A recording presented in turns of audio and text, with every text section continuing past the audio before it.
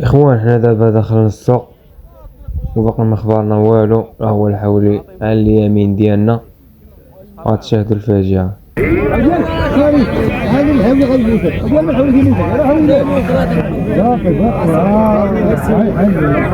شاهدوا الفيديو الاخوان واشرح لكم السبب وكيفاش مات هذا الحولي.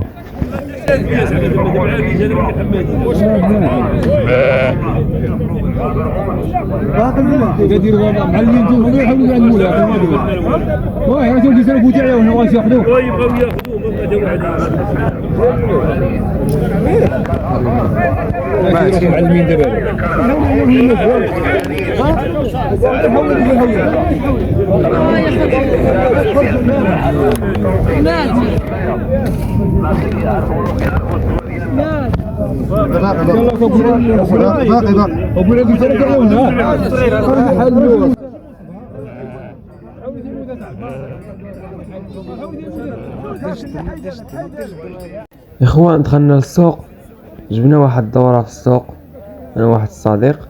الدورة الاولى اللي جبنا بنا الحولي واحد القنت جالس. قلت للصديق ديالي ياك ما هاد الحولي مريض، قال لي لا يمكن يكون غير عيا. جبنا الدورة الثانية بنا الحولي بدا تينهج، زاد اثر بزاف، حسينا بيه مسكين بحال اللي تيتعذب وجالس في واحد القنت وتينهج. وجبنا الدورة الثالثة لقيناه صافي تكا بدا تيموت. اخوان السبب ديالو هاد الحولي هذا شراوه هما ليه ب4000 درهم. كتبوه في كومنتيرات الله يعوضهم والله يجيب لهم الرزق. 4000 درهم راه قاصحه شويه باش تمشي لك فهمتي، ولكن مكتاب هادشي ديال الله، الموت ديال الله. اخوان بالنسبه درنا هذا الفيديو باش نوضحوا الناس يردوا بالهم.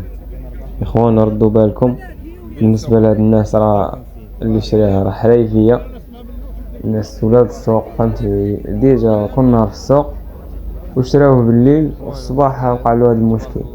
اي بالنسبه اللي شرا اللي باع عليهم راه باعوا ليهم مريض. وانسان يرد البال هادشي ديال الله فهمتي، يرد البال ملي يبغي يشري يقلب مزيان. مثلا 4000 درهم وديه للدار، لا قدر الله يوقع لك هذا المشكل راه خساره.